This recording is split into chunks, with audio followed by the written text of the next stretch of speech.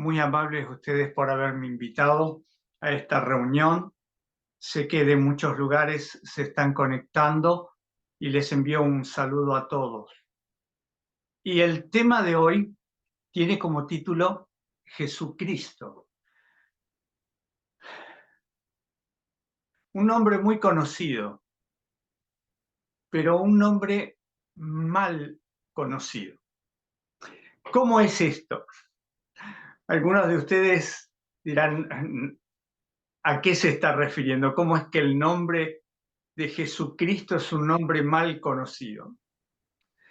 Es que quienes siguen mis predicaciones me habrán escuchado muchas veces hablar acerca de las traducciones que hay en la Biblia o los nombres que aparecen en la Biblia y que para nosotros no significan nada porque simplemente son nombres y no tienen un significado. Es como cuando alguien se llama Federico o Lucrecia,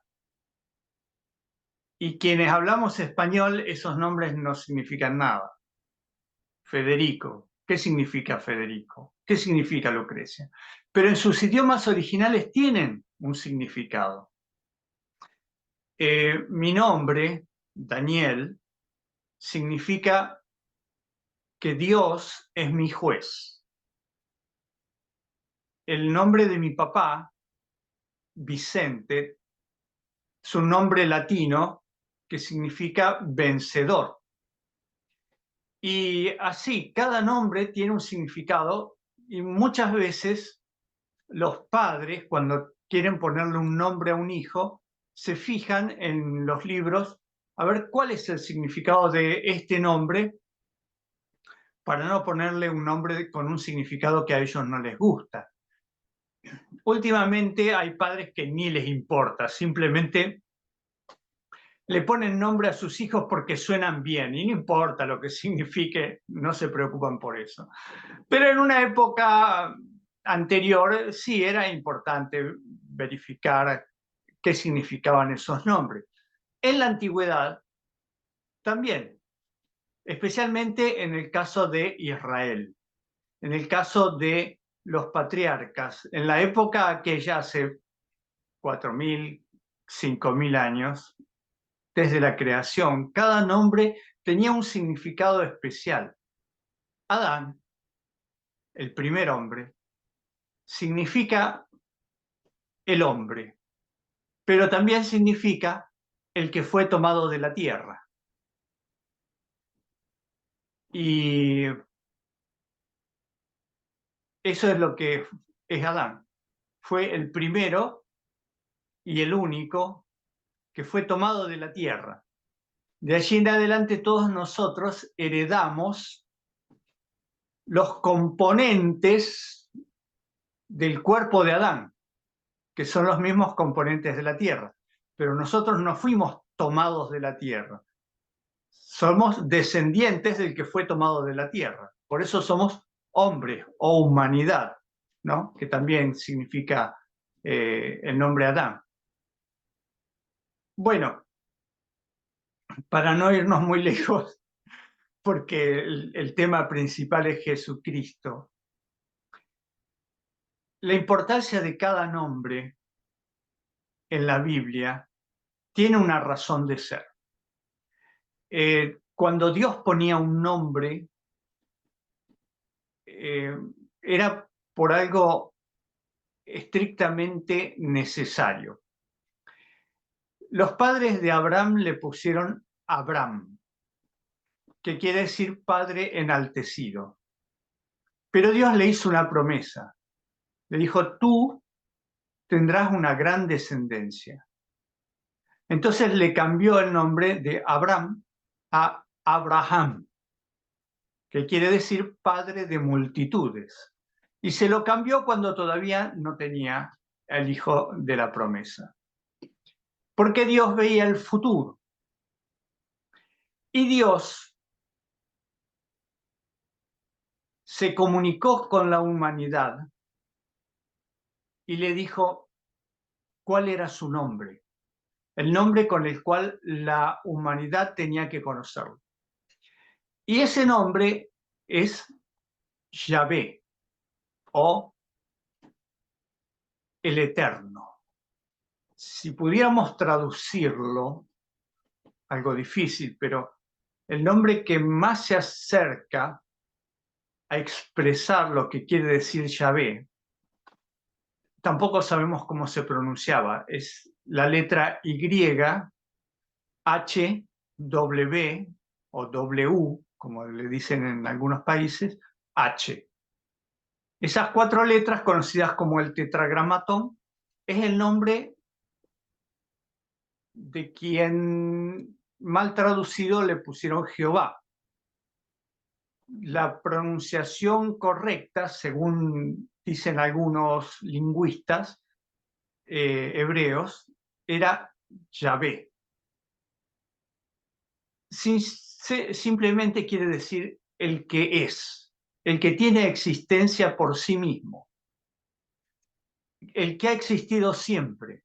Por eso podríamos decir el eterno también, ¿no? El único Dios verdadero, el eterno. No hay ningún otro Dios que sea como Él. Ningún otro Dios tiene la eternidad, solo Él. Bien, como ya sabemos lo que quiere decir Yahvé, ahora vamos a ver un nombre que comenzó a usarse, por lo menos de acuerdo a la Biblia, no sabemos con cuánta anticipación ya se usaba, pero conocemos a un hombre en los tiempos de Moisés que tenía el nombre Yahshua. Yahshua quiere decir Jehová o Yahvé salva. Yahshua. ¿Quién es este Yahshua? En la Biblia aparece en el tiempo de Moisés conocido como Josué. Es una transcripción, transliteración del nombre para que nosotros lo podamos identificar. Para nosotros no dice nada Josué. Pero Yahshua para los hebreos significa Yahvé salva. El Eterno salva. El Eterno es salvación. Presten atención a esto porque ahora vamos a ver, a partir de este momento, la imperiosa necesidad de entender la Biblia buscando el significado correcto de las palabras más importantes. Satanás se ha preocupado a lo largo de la historia, primero, de que la Biblia no se escribiera. Todos los intentos de escribir algo con respecto a la historia bíblica fracasaron. O sea, no tenemos ningún texto anterior a los que escribió Moisés. ¿Hubo textos anteriores? No lo sabemos. Probablemente José, que vivió en Egipto, escribió esta historia. Probablemente Moisés la leyó cuando estuvo en el palacio. Tal vez ustedes no sepan, pero yo soy un gran aficionado a la arqueología. A mí me fascina la arqueología, desde muy joven, desde muy joven.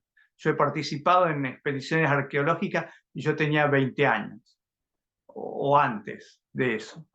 Y hemos descubierto animales, uno de esos animales lleva mi apellido, porque lo descubrimos con mi hermana, es un Stegomastodon anensinae, que esencialmente es una especie de mamut que existió acá en Buenos Aires, en la provincia de Buenos Aires, y encontramos su esqueleto, lo donamos al Museo Nacional de La Plata, y ellos le pusieron Stegomastodon anensinae cucarini, que es una variación de mi apellido, ¿no?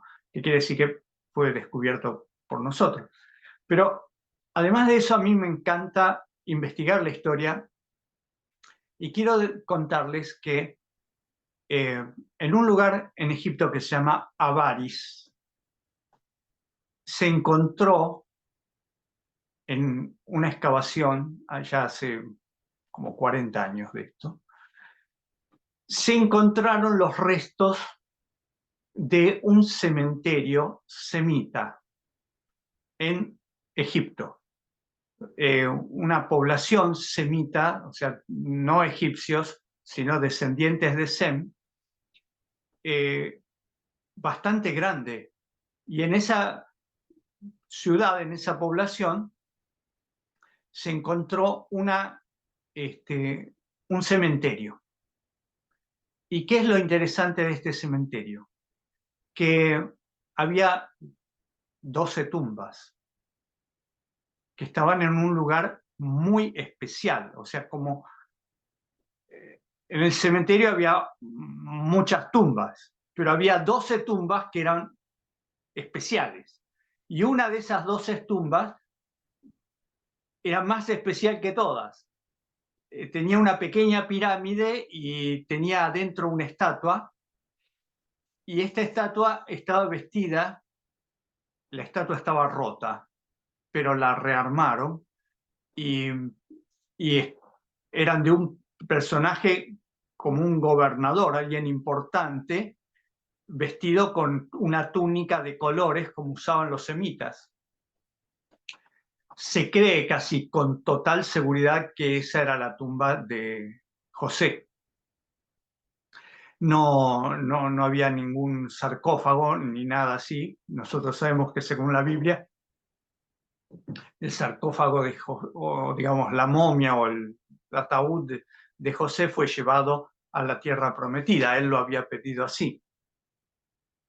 Y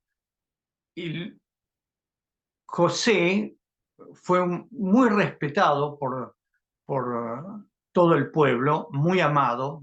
Hay mucho más que podría contarles, pero ese no es el tema hoy. Y José sabía escribir. Y su familia también sabían escribir. Así que probablemente ellos escribieron parte de la historia. No se olviden ustedes que José era bisnieto de Abraham. Así que la historia estaba bastante más cerca. Abraham vivió hasta la época de José. Así que no podemos nosotros desconocer que la historia estaba muy fresca en aquel tiempo y es probable que el mismo Moisés hubiese leído eso. Pero no nos queda nada, solamente lo que escribió Moisés. Y Moisés es el primero que utiliza el nombre de Yahvé. Y ese nombre es un nombre tan importante que solamente Dios se lo confió al pueblo de Israel porque sabía que el pueblo de Israel lo iba a mantener por todas las generaciones. Y Satanás ha tratado de oscurecer ese nombre y el significado de ese nombre. De tal manera, como ya vemos nosotros, que no lo pronunciamos como corresponde. Pronunciamos una variación. Jehová no es la forma correcta. Yahvé es la más correcta. El eterno, tal vez podríamos decir. El que es. Y hablando del nombre de Josué, que vivió en la época de Moisés, se le adicionó la promesa de salvación. Jehová salva. Y Dios eligió ese mismo nombre para ponerle a su hijo encarnado aquí en la tierra, 4000 años después de la creación. Jehová salva. No era un nombre exclusivo, había muchos y hubo muchos Josué. Si ustedes en el buscador de de la Biblia que tienen en el teléfono, ponen el nombre Josué, van a ver la cantidad de Josués que hubo en el Antiguo Testamento. Y en el Nuevo Testamento, en la época de Jesús, también había muchos Josué.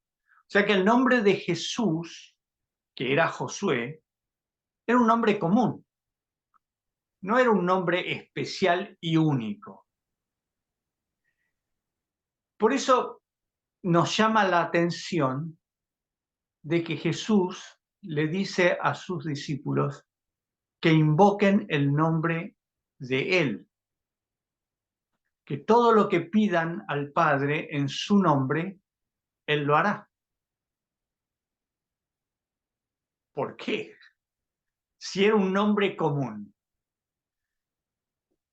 Tal vez muchos de ustedes conozcan las historias de las 1001 noches, la historia de Aladino. Unos libros que leía yo cuando era muy niño, ¿no? La historia de las 1001 noches era un libro de historias, de aventuras que todos los niños leíamos. Y ahí habla de un ladrón que encuentra una cueva y esa cueva se abría con una palabra mágica. Y la palabra mágica era abracadabra, o por lo menos así era lo que estaba en español, abracadabra, que se abra la puerta, y la puerta se abría, una puerta de una piedra. Era una palabra mágica, era una palabra en clave, y era una palabra mágica. Si no decía esa palabra, no se abría la puerta. Ahora, cuando Jesús le dice a sus discípulos que todo es lo que ellos pidieran en el nombre de Jesús, de Él, el Padre lo haría, no les está dando una palabra mágica. Les está dando algo mucho más importante que ahora vamos a ver.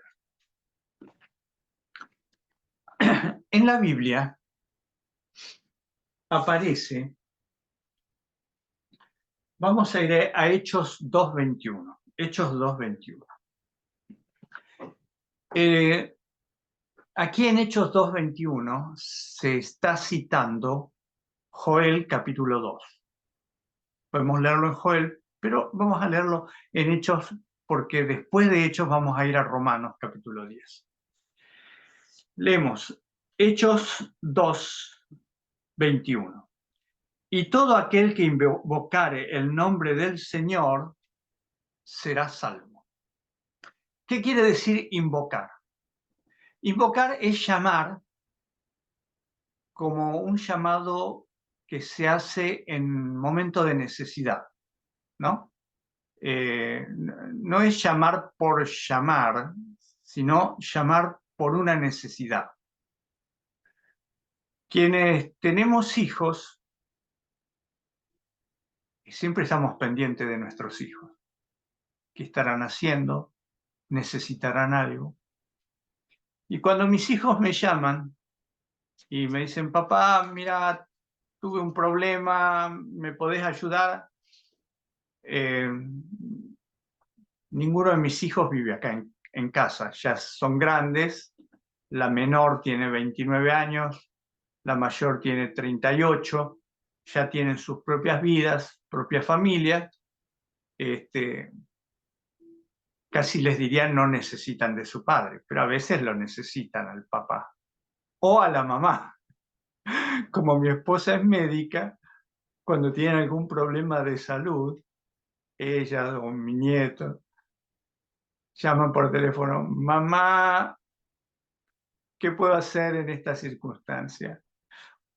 Y cuando tienen algún problema de que algo se rompió o alguna cosa por el estilo, llaman a papá. Papá, ¿cómo se arregla esto? O alguna cosa así. Y si no lo podemos arreglar por teléfono, nos subimos en el auto con mi esposa y vamos de visita a donde están mis hijos. Uno de mis hijos vive acá cerca y cena siempre con nosotros todos los viernes. Después de la puesta del sol, cenamos en familia, viene con mi nieto, pero otros de mis hijos viven a 200 kilómetros. Y cuando ellos llaman, Si no se puede solucionar, hay que ir a 200 kilómetros. Y ellos saben que papá hace los 200 kilómetros para ir a socorrer a los hijos en algún problema. A veces no son fáciles de solucionar, ya les digo, solamente con una llamada por teléfono. A veces sí, a veces no. Los padres estamos atentos y eso es invocar, cuando llaman por una necesidad. Por eso dice acá, todo aquel que invocar el nombre del Señor será salvo. Pero ¿cuál es el contexto? Cualquier cosa, miren el contexto, está en los versículos anteriores que son tomados de Joel. Dice así, versículo 18. De cierto sobre mis siervos y sobre mis siervas en aquellos días derramaré de mi espíritu y profetizarán. Señor dice, derramaré mi espíritu. Presten atención. No dice derramaré un Dios que se llama espíritu. No, no, no. Se derramaré mi espíritu. Pero bien, seguimos. Daré prodigios arriba en el cielo y señales abajo en la tierra, sangre y fuego y vapor de humo. El sol se convertirá en tinieblas y la luna en sangre antes que venga el día del Señor grande y manifiesto. Y todo aquel que invocar el nombre del Señor será salvo. ¿Cuál es el contexto de esto? Un contexto de angustia. Como a veces me llaman mis hijos o no llaman. Estoy en una situación que no puedo solucionar. Por favor, ayúdenme. Y este es el invocar el nombre del Señor en medio de una angustia. ¿Cuál es el nombre del Señor que uno va a invocar? El de Jesús. ¿Y por qué el de Jesús? Porque no es el nombre Jesús, que es una transliteración al griego, es el significado de ese nombre lo que tenemos que invocar. Jehová, sálvame, o Yahvé, sálvame, o eterno Dios, sálvame, ayúdame, de esto se está destruyendo el mundo. Vamos ahora a Romanos 10, 13 y 14. Vemos una situación similar. Romanos, aquí al ladito nomás, 10, 13 y 14.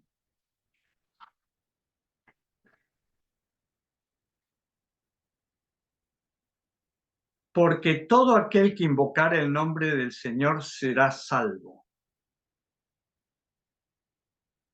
¿Cómo pues invocarán a aquel en el cual no han creído? Dice el versículo 14.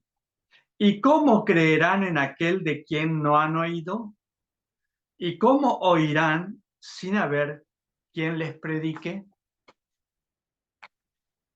Es una situación similar en el caso de que necesitan salvación.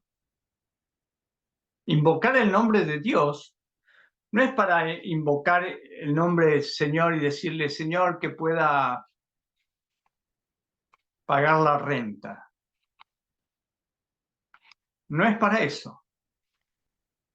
El Señor, cuando oramos y le pedimos al Señor ayuda en ese sentido, también nos da ayuda. Pero esto es mucho más profundo e importante que solamente pagar la renta o solucionar algún problema común. Este es un problema de salvación. Vamos a leer de nuevo el versículo 14. ¿Cómo invocarán a aquel en el cual no han creído?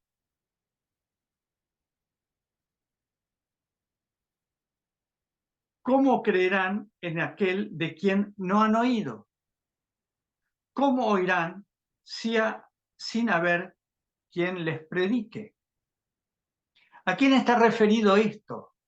Esta es una amonestación a nosotros.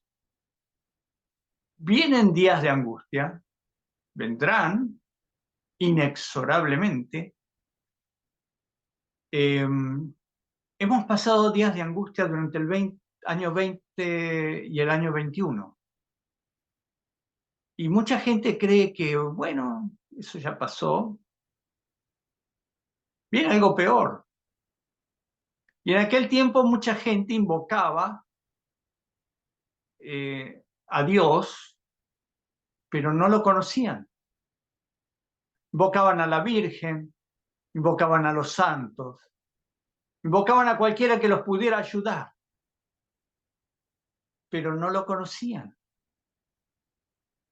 El Señor dice, la culpa es de ustedes, porque ustedes no predican, porque ustedes no viven una vida cristiana, nadie me conoce. La culpa es de los cristianos, claro. Yahshua, Jesús,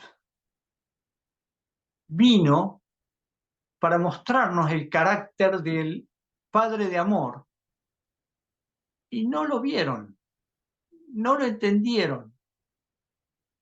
Sus mentes estaban cerradas, igual que las del mundo hoy, que no entiende que Jehová salva, que Yahvé salva. Y les dije hace un momento que el nombre, el título de esta predicación es Jesucristo. Y solamente me he enfocado en la primera parte, en Jesús o Yahshua o el Eterno Salva. Jesucristo es la combinación de dos palabras. Yahvé salva, o sea, el Eterno Salva, y Cristo.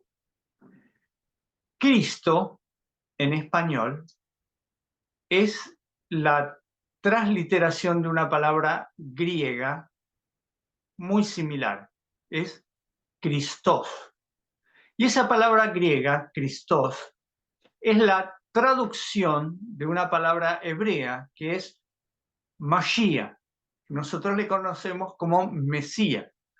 Y cuando nosotros decimos Mesías, para nosotros no significa mucho. Mesías, el que iba a venir. Pero no es eso. Mesías significa el ungido. El ungido fue ungido en el Salmo capítulo 2. Ese fue el ungimiento el ungimiento de Yahshua. No quiero confundirlos, pero quiero usar las palabras adecuadas. Jehová, Yahvé, fue ungido en la eternidad, en un momento en el cual él fue engendrado. Y vamos al Salmo, el Salmo 2. Los salmos no tienen capítulos. Es como el himnario, ¿no? El himnario no tiene capítulos, son himnos. Y los salmos son salmos. Así que vamos al Salmo 2. Y dice así.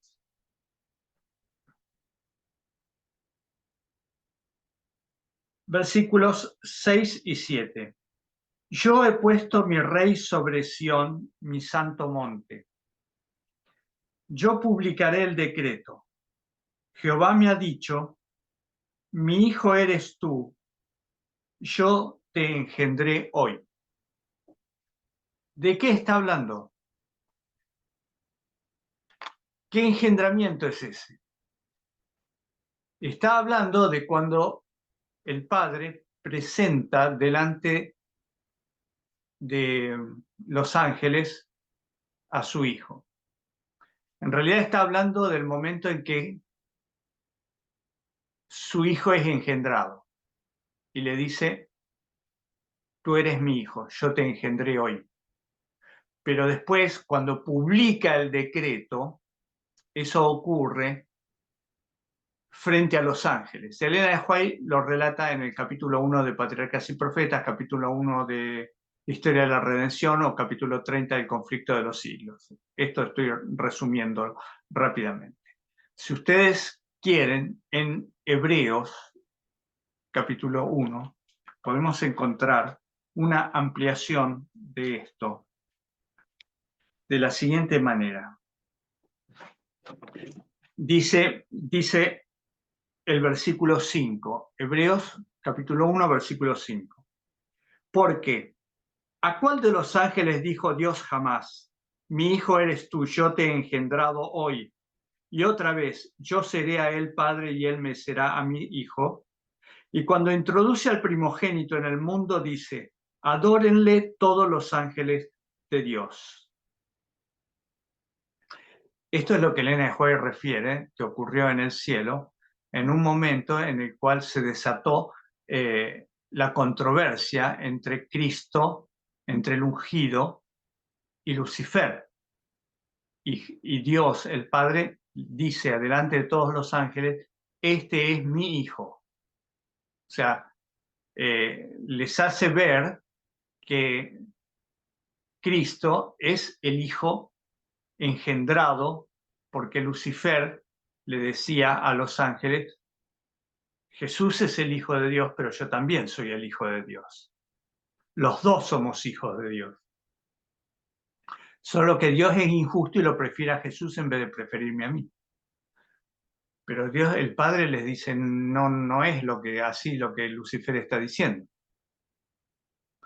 Mi único hijo engendrado, el decreto es ese, este es mi hijo, yo lo engendré. Lucifer lo creé. Son dos situaciones distintas. Entonces Lucifer ha tratado a través de la historia de que el nombre de Jesús sea manchado, sea desvirtuado, haya confusión y la gente no entienda lo que dice. La gente invoca el nombre de Jesús sin saber qué es lo que está invocando. Nombra a Jesús Cristo sin saber lo que está diciendo. ¿Y qué es lo que está diciendo cuando dice Jesucristo? Que dicho sea de paso, muchas personas usan ese nombre en vano, como si fuera una palabra mágica, como en cualquier momento la usan, incluso para insultar a otro. Y lo que en realidad significa es el eterno Dios nos salva y ayuda. El eterno salva. Cristo es Mashiach, el ungido. El eterno nos salva a través del ungido. Jesucristo significa eso. El eterno nos salva a través del ungido. Es un mensaje, claro, es un mensaje. Una predicación en sí misma. Pero nosotros decimos Jesucristo y no significa nada para la gente. Significa, es el nombre del que murió en la cruz.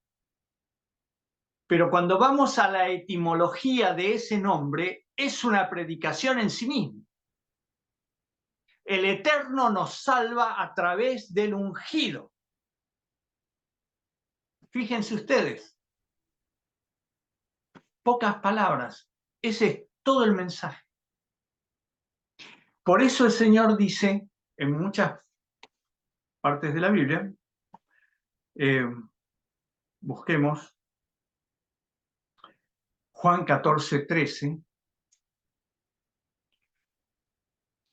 Juan lo menciona varias veces, en 3 capítulos por lo menos, 14, 15 y 16.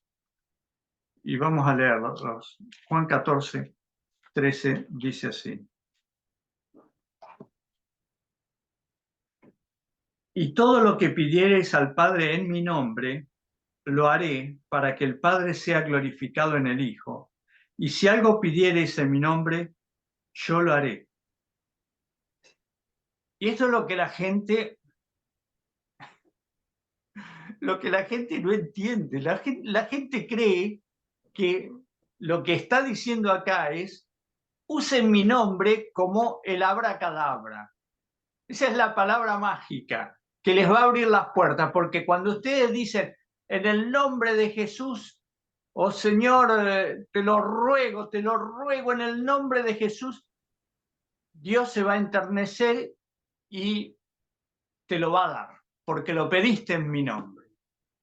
Pero ¿qué es lo que tenés que pedir? ¿Qué es lo que el Señor está diciendo que tenés que pedir en el nombre? Porque el nombre, ¿qué significa? Jehová o Yahvé es salvación. Entonces, ¿qué es lo que tenés que pedir? Señor, sálvame. ¿Sálvame de qué? ¿De mis deudas monetarias? Sálvame de mis pecados. Eso es lo que el Señor Jesús nos está diciendo. Fíjense lo que dice el versículo 15. Si me amáis, guardad mis mandamientos, y yo rogaré al Padre, y os dará otro consolador para que esté con vosotros para siempre. El Espíritu de verdad, el cual el mundo no puede recibir porque no le ve ni le conoce, pero vosotros le conocéis porque mora en vosotros y estará en vosotros. ¿Por qué? ¿Qué es todo esto? ¿Para qué es el consolador?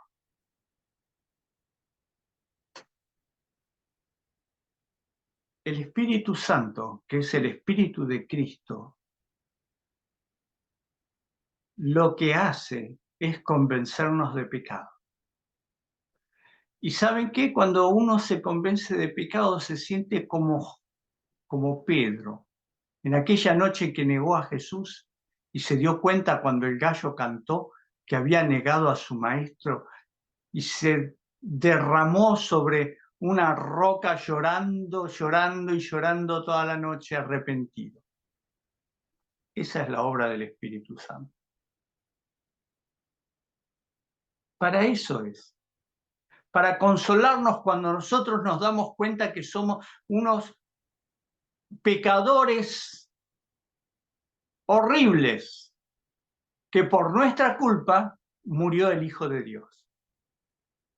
Para eso es el consolador, para consolarnos y decirnos, como le dijo a Pedro, estás restaurado porque te arrepentiste.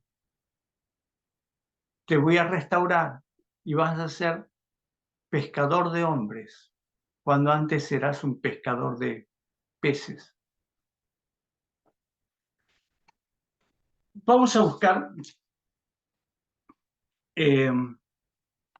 en Lucas, capítulo 21, 8. Hay un peligro. Lucas 21, 8.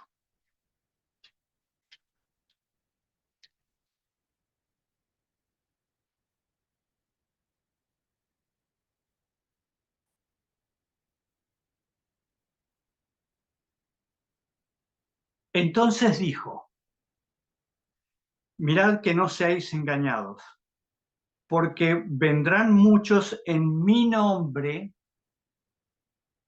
diciendo, yo soy el ungido, yo soy el Cristo, y el tiempo está cerca, mas no vayáis en pos de ellos. Entonces, para todos aquellos que creen que usar el nombre de Cristo, de Jesús, es un abracadabra, sáquense de la cabeza eso, porque vendrán muchos usando el nombre de Cristo y engañarán a la gente. No es el nombre en sí, es el mensaje que tiene ese nombre.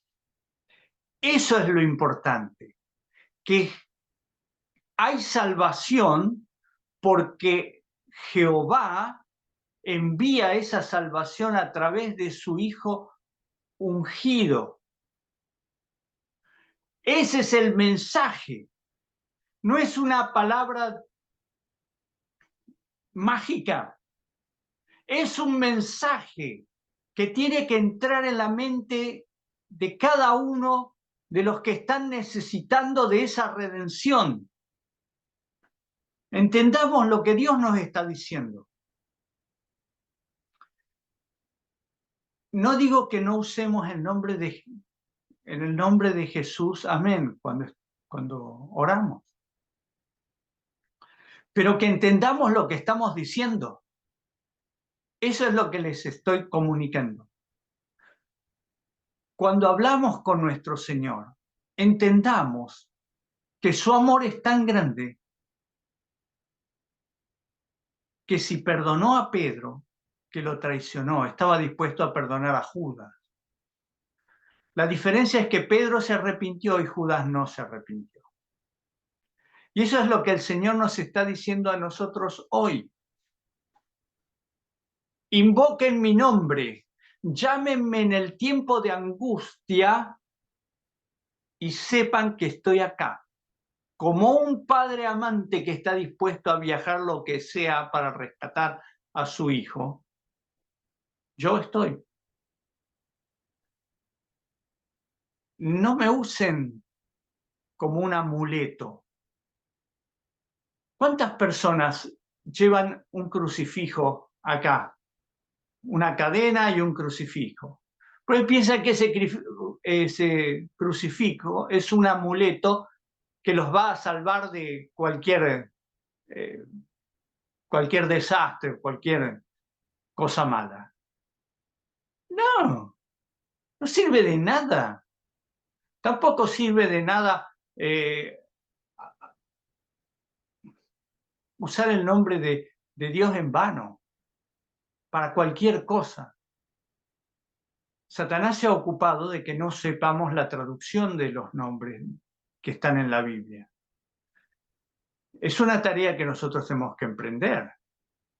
Cuando hay nombres en la Biblia, los nombres tienen un significado importantísimo. Tengo una predicación sobre Onésimo. La epístola de Pablo a Filemón tiene en los nombres que aparecen ahí toda una enseñanza. Obvio que ahora no tengo tiempo ni tampoco es el tema el de hoy, pero tiene una enseñanza. Y si ustedes quieren leer Filemón, sepan que Filemón viene de fileo. Y fileo es el amor por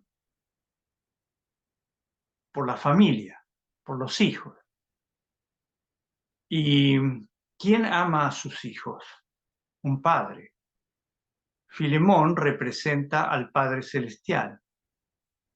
Y su esclavo, aquel que se fue al mundo, Onésimo. Onésimo significa útil, pero Onésimo se transformó en inútil. El útil se transformó en inútil. Lean la epístola a Filemón, van a encontrar muchas enseñanzas muy importantes. No usen el nombre de Jehová, el nombre de Jesús, no lo usen en vano. Cada vez que lo nombran, sepan qué es lo que están diciendo. Él nos salva y cuando nosotros invocamos su nombre, le estamos diciendo, Señor, sálvame. Es lo mismo que le dijo Pedro cuando se estaba hundiendo, aquella vez que salió a caminar por el lago de Galilea y miró para atrás y se empezó a hundir. Dijo, Señor, sálvame. Otra vez Pedro, otra vez una historia de salvación. Señor, sálvame. Y ese es el objetivo de todo. Ese es el objetivo de Dios, salvarnos. Nosotros, como seres humanos finitos, nos metemos en líos todo el tiempo. Y está bien que recurramos a Dios, porque Él tiene solución para nuestros problemas, para nuestras enfermedades. A veces habrá curación, a veces no. A veces oramos para alguien que, que sobreviva a una enfermedad y no sobrevive. Pero lo importante no es que sobreviva a la enfermedad. Lo importante es que logre la salvación y que resucite en el día postrero. Eso es lo importante. Y eso es lo que el Señor quiere dejarnos plasmado a través de ese invoquen mi nombre. Llámenme en el día de la angustia y yo responderé. ¿Y cómo va a responder? Con lo más maravilloso, que es la salvación. Esa paz que el mundo no da, nos la da Dios. Hoy día el mundo no tiene paz, el mundo está angustiado por las guerras, está angustiado por los apagones, está angustiado por los desastres naturales, está angustiado por las deudas, está angustiado por lo que le rodea, por la inseguridad, por todo, todo está angustiado. ¿Y para qué están los hijos de Dios? Pues los hijos de Dios no podemos estar angustiados, porque tenemos a un Padre que nos ama y que nos dijo que ya nos salvó. Ya dio a su Hijo, Jehová nos salvó a través del ungido. Mi hermano, quiero que tengas eso en claro de ahora en adelante. Jehová nos ha salvado. Nos dio a su Hijo, aquel que ungió en siglos tan anteriores que nosotros no tenemos idea cuándo ocurrieron. Milenios han pasado desde aquel momento en el que Él lo ungió como su Hijo. Luego hubo otro ungimiento, porque si no, muchos van a decir, no, lo ungió cuando se bautizó. Sí, como humano encarnado, nuevamente, lean por favor a Elena de White si quieren una explicación más detallada de esto, lean El deseado de toda la gente y lean Patriarcas y Profetas capítulo 1. Estoy refiriéndome a eso. En el momento del bautismo de Jesús, no ya delante de los ángeles, sino delante de los que estaban ahí viendo ese bautismo, el Padre nuevamente unge a su Hijo, diciendo, este es mi Hijo amado. Lo mismo que había dicho antes delante de los ángeles, este es mi Hijo amado, vuelve a decirlo acá en el momento del bautismo. Y su espíritu, el Espíritu de Dios, desciende en forma de paloma. Léanlo, Mateo capítulo 3, léanlo. No dice el Espíritu Santo descendió, dice el Espíritu de Dios, o sea, el Dios que estaba hablando y que estaba diciendo, este es mi Hijo, el Espíritu desciende para ungir a su Hijo, desciende sobre su Hijo en forma de paloma. No es complicada la Biblia. Lucifer trata de que sea complicada, pero no lo es. Te invito a estudiarla, pero más que nada te invito a invocar el nombre del Eterno para que te salve, porque eso es lo que Él quiere. Sacarte de este mundo podrido y llevarte a las mansiones celestiales. Pero para eso tiene que existir una transformación. Y Jesús lo dijo ahí en Juan 14:15. Guardad mis mandamientos. Que el Señor les bendiga, mis hermanos. Que pasen una hermosa jornada especial en este día que el Señor ha santificado. Vamos a tener una palabra de oración para terminar. Amado Señor, gracias por dejarnos este mensaje tan hermoso de que el Eterno nos ama tanto que dio a su Hijo unigénito, el ungido, para que nosotros podamos vivir con Él el resto de la eternidad. Señor, que ese espíritu que has prometido unja nuestro corazón y transforme el corazón de piedra en un Oh, pero corazón de... este Daniel. Señor, que Dios, nuestro Padre Celestial, derrame ese espíritu sobre cada uno de nosotros.